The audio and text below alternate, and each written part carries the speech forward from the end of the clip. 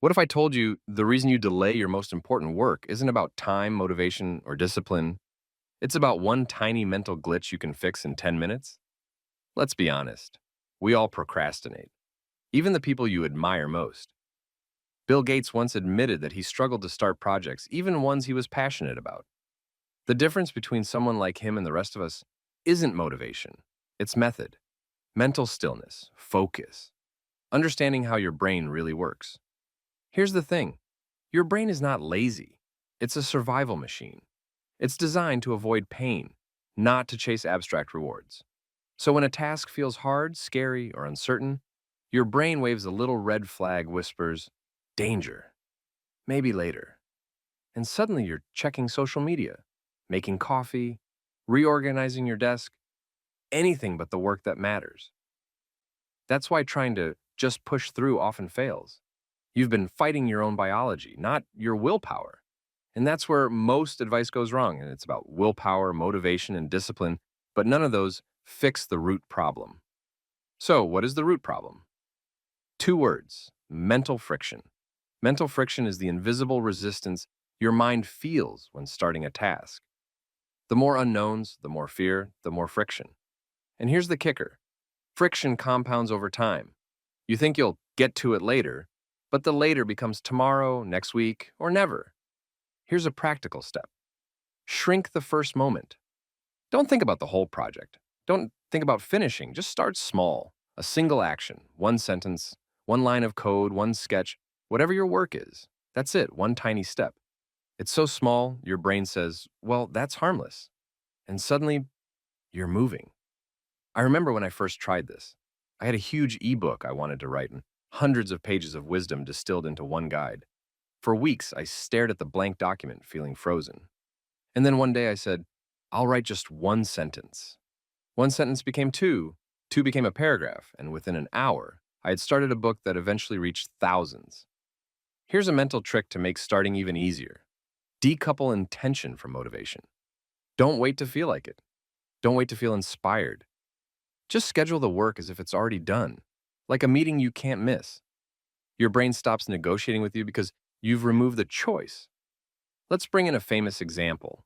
Warren Buffett, the Oracle of Omaha, isn't just brilliant at investing. He's disciplined in focus. He schedules his day with blocks of uninterrupted work. No notifications, no phone calls, no excuses. And here's the mind-blowing part.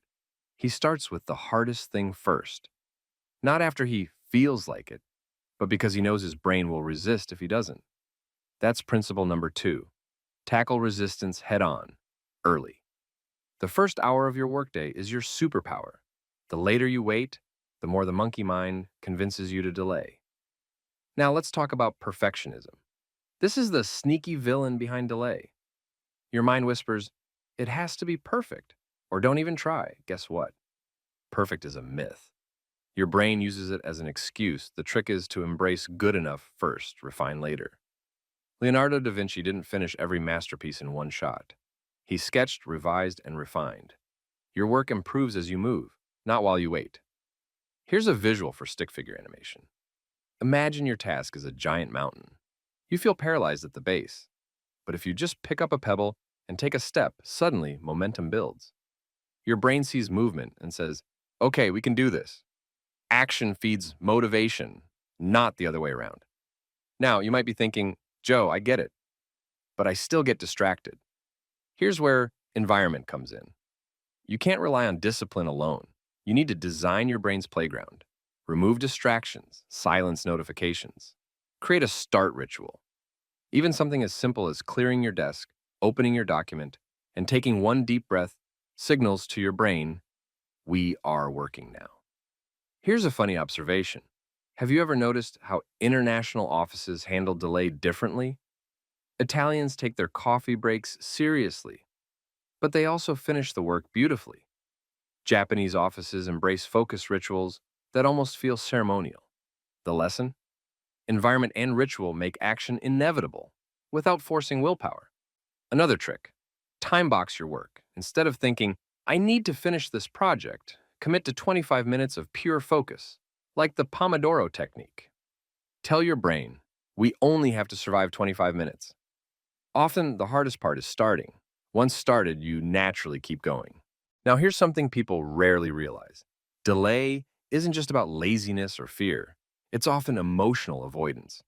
The task represents discomfort, a hard conversation, a financial decision, a risky idea. Your brain doesn't want pain. It wants comfort. Awareness is key. Notice the resistance, name it. Ah, I see you, fear of failure. You're just a signal, not a command. Here's where a little meta hack from my Wise Joe ebooks comes in. Journaling your resistance, literally writing down what you feel when procrastination hits, works wonders. Once externalized, it loses power. Your brain stops battling an invisible enemy. You've made the abstract tangible. And don't underestimate the power of micro commitments. Tell a friend, a colleague, or even leave a note for yourself, I will do X today. Social accountability or visual reminders are tiny nudges your brain loves. They reduce the friction of self-negotiation and make action automatic. Let's circle back to mental stillness, something Bill Gates practiced in his early Microsoft days. He would walk for hours, thinking silently, letting ideas settle. That stillness gave him clarity, reduced overwhelm, and allowed him to prioritize the right work. You don't have to walk for hours, but a daily pause, 5 minutes of focused breathing, visualization, or even a single sentence of journaling can drastically reduce delay. Your brain stops spiraling in indecision. Here's a reflection. When you delay, what are you really avoiding? Failure, judgment, discomfort. Recognizing the underlying emotion is half the battle. Comment internally with a single word, the word that comes to your mind when you feel stuck. Not for anyone else, just for your own clarity. Another trick I discovered: reverse engineer your tasks. Instead of starting at the top, start at the end. What's the final step you need? Then step backward until you have a simple first action. Your brain loves clarity. Ambiguity is procrastination's playground. And let's not forget rewards. Your brain is wired for pleasure. Pair work with small, immediate rewards. Not endless scrolling on your phone, but something meaningful. A sip of coffee, a 2-minute stretch, or a note to yourself, I did it. Celebrate micro successes. Momentum compounds quickly. Here's a visual I like to use for animation. A stick figure frozen by a giant boulder labeled important work. The boulder doesn't move until the figure picks up a pebble labeled tiny first action. Then it rolls, slowly at first, but momentum builds, and suddenly the boulder moves. That's exactly how delay works. One action starts a chain reaction. Now, I know some of you think, Joe, this is too simple. I need complex strategies. Truth is, simplicity is genius. Your brain craves simple, clear, actionable steps. Overthinking creates paralysis. Action beats analysis every time. Here's another story, J.K. Rowling. Before Harry Potter became a global phenomenon, she was living on welfare, facing rejection after rejection. Did she wait to feel ready? Number. She wrote a little each day, committed to the tiny actions.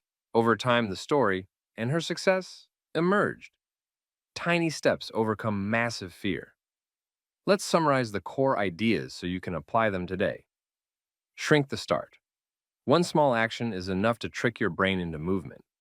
Decouple from motivation, schedule, ritualize, and start even when you don't feel like it. Tackle resistance early. Do the hardest task first when your brain is freshest. Embrace imperfection. Progress first, refine later. Design your environment. Remove distractions. Use rituals and time box work. Externalize fear. Journaling or naming your resistance reduces its power. Micro commitments and accountability. Small nudges keep your brain on track. Mental stillness. Pause, breathe, and clarify priorities daily. Reverse engineering tasks. Start from clarity, move backward to simple first actions. Reward micro successes. Momentum loves celebration. And here's the secret that ties it all together. Procrastination is not your enemy. It's a signal, a messenger telling you where your brain feels friction. Listen, but don't obey blindly. Take one step, then another, then another. Momentum is magic. If you take just one idea from this, let it be this: action beats hesitation every single time. Fear, friction, overwhelm, they are temporary. Momentum is permanent. Start. Start now. Right here. Right now. The first pebble you pick up will move the mountain. And for those who want a structured way to implement all these steps, my Wise Joe ebooks offer exercises, micro challenges, and practical routines that make starting, focusing, and finishing easier than ever. It's like having a stick figure blueprint for your mind. So think about it. What's the tiny action you could take in the next 5 minutes? The single word that defines why you've been delaying? Let that guide you. You don't need grand gestures, you need clarity, momentum, action. And once you start, the rest unfolds naturally. Remember, the most successful people aren't immune to delay. They just mastered the mental tricks that keep them moving. You can do the same. One step, one sentence, one sketch at a time. That's how change happens. And now, maybe pause for a moment and reflect. If procrastination was a villain, what would you call it? What's the one word that comes to mind when you feel stuck? Keep that in mind as you take your first step today. Because here's the truth: mountains move, boulders roll, and empires are built, all from the tiniest of actions.